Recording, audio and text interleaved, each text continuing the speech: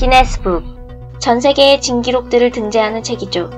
1990년도판 기네스북에 이름을 올린 한국 기록은 총 17개입니다.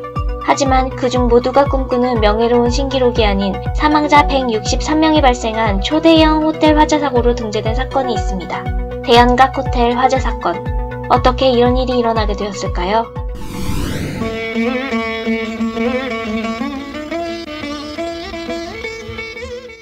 1960년대 중반까지 서울은 6.25를 끝내고 성장하던 시기였기에 여느 대도시에서나 볼 수 있는 마천루가 없었습니다. 최근까지 서울의 상징이었던 여의도 63빌딩도 명동의 고층 빌딩들도 대부분 1970년대 이후 지어진 것이죠. 지금이야 여기저기 50층 이상의 빌딩들도 20층 이상의 아파트도 흔하지만 그 시절엔 마천루의 등장은 하나하나 서울 시민들에게 큰 각인이 되었습니다. 1969년 타워호텔을 시작으로 70년 조선호텔, 정부 서울청사 등이 속속들이 건축되고 1970년 완공한 31층의 3.1빌딩은 국내 건축사의 한 획을 그으며 최고층 마천루 자리에 오르죠. 그리고 1969년 8월 25일 사건 발생 2년 4개월 전 호텔 대연각 개관. 서울시 중구 충무로 일가에 대형 호텔인 대연각이 개관합니다. 22층에 222개 객실 규모로 당시에 보기 드문 특급 호텔이었고 원목과 카펫, 한지로 마감된 내부 인테리어는 한껏 고풍스러운 분위기를 내죠. 8월 25일 대연각의 성대한 오픈식이 열리며 개장 직후부터 유명세를 떨칩니다. 그런데 실제 완공은 1969년에 했지만 안전시설을 갖추지 않고 불법 증축을 한 탓에 준공 허가가 나지 않았고 규제가 느슨해진 틈을 타 71년 11월이 되어서야 준공검사를 통과하게 되죠.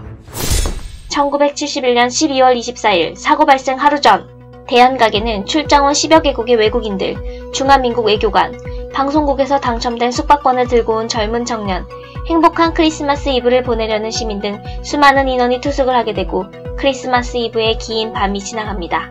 1971년 12월 25일 사고 당일 오전 9시 50분 휴일인 성탄절의 아침은 고요했습니다. 대부분 체크아웃 전이었고 전날 늦게까지 이브를 즐기며 깊은 잠에 들어있기도 했죠. 바로 그때 2층 커피숍에 있던 여분의 프로판 가스통이 폭발하는 사고가 발생합니다.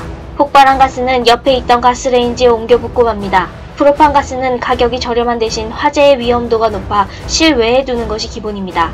하지만 당시 밀폐된 실내에 있었고 가스레인지와 바로 옆에 붙어 있었기에 불길은 순식간에 치솟았고 이내 손을 쓸 수 없는 지경이 되었죠. 신축 호텔인 대연각의 세련된 내부를 장식하던 원목 마감과 카펫 등은 안타깝게도 대부분 불이 쉽게 붙는 가연성 물질들입니다. 그리하여 불길은 2층에서 시작해 삽시간에 위층으로 번지기 시작합니다. 여기에 더 큰 문제가 있었습니다. 외부 가스와 화염을 막아줄 마지막 방화문 역할을 하는 객실 도어와 비상계단으로 통하는 출입문은 없거나 목재로 되어 있었고 때문에 계단을 타고 올라온 유독가스와 불길은 아무 제약 없이 퍼져나갔죠. 엘리베이터는 멈췄으며 그 흔한 화재 경보기조차도 작동되지 않았습니다. 화재 발생 시 물을 뿜어 불을 끌 수 있는 스프링클러나 창문을 통해 탈출할 수 있는 밧줄인 완강기는 애초에 존재하지 않았죠. 300명이 넘는 직원 및 투숙객들은 탈출을 시도하고 화재가 발생했습니다. 빨리 이쪽으로 대피하세요. 7층에 머물던 호텔 직원은 방마다 두드리며 잠자던 고객들을 대피시키기도 합니다. 오, 복도에서 연기가 들어오고 있어. 빨리 커튼 뜯어서 묶어. 침대 시트 여기 연결하자. 이거라도 잡고 내려가야 돼. 빨리. 그나마 저층부 투숙객 일부는 창문을 통해 옆에 5층 건물 옥상으로 뛰어내리거나 커튼이나 침대 시트를 묶어 타고 내려오기도 합니다. 다행히 소방서는 700m 거리에 가까이 있었고 신속히 소방차가 출동합니다. 속속들이 서울 전역에서 총출동! 소방대원 600여 명, 경찰 750명 등 2000명에 가까운 인원이 화재 진압에 동원되었습니다. 하지만 당시의 사다리차는 최대 7층까지밖에 닿지 않았고 옥상에는 헬기가 멈출 수 있는 헬리포트도 없었습니다. 그리고 그나마 옥상으로 대피할 수 있는 유일한 탈출구인 비상구도 굳게 잠겨 있었습니다. 추운 겨울 건조한 공기에 바람까지 매섭게 불기 시작하며 옥상까지 불길은 더욱 빠르게 번지고 1시간 반 만에 건물 전체를 집어삼킵니다. 이렇게 중층과 고층부에 머물던 수많은 사람들이 희생됩니다. 어떤 이는 침대 매트리스를 안고 뛰어내리기도 하고 방으로 밀려 들어오는 유독가스와 뜨거운 열기를 견디지 못한 채 추락하기도 합니다. 방송을 통해 호텔 창문에서 구조를 기다리거나 뛰어내리는 사람들의 모습이 생중계되고 전 국민은 큰 충격을 받게 됩니다. 불은 7시간이 지나서야 겨우 잡히지만 결국 163명이 사망하고 63명이 부상당하고 맙니다. 화재 시 가장 큰 사망 요인이 유독가스 질식은 불길이 퍼지기 전에 피해야 하지만 대부분 투숙객들에게 대형 호텔의 구조는 익숙하지 않을 수밖에 없습니다. 그래서 비상구의 존재와 안내문 유도등 등을 통한 안내가 필수적이고 초기 대응이 무엇보다 중요합니다. 프라이버시를 중요하게 생각하는 호텔의 특성상 방송이 힘들고 2중 3중의 잠금 장치 등의 이유로 위급시 객실에서의 신속한 대피 구조도 어렵기 때문이죠. 하지만 그 당시 소방법은 미흡했고 제대로 지켜지지 않았습니다. 건설 당시부터 건축법 시행령인 피난계단이나 입구는 방화문이나 철제 유리문으로 해야 된다는 규정도 지켜지지 않았죠. 신축 호텔에 멋진 장식은 있었을지 몰라도 화재에 대비한 안전이란 항목은 존재하지 않았던 것입니다. 사고 이후 서둘러 대책이 세워집니다.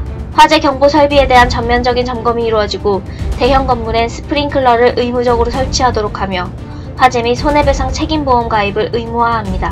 소방장비 현대화 계획이 수립되어 한계가 있던 소방차와 장비에 대한 질적, 양적 보강도 이루어지죠. 하지만 안타깝게도 200여 명의 사상자를 낸 사고의 처벌은 호텔 사장과 지배인에 그쳤으며 희생자들에겐 제대로 된 보상도 없었습니다.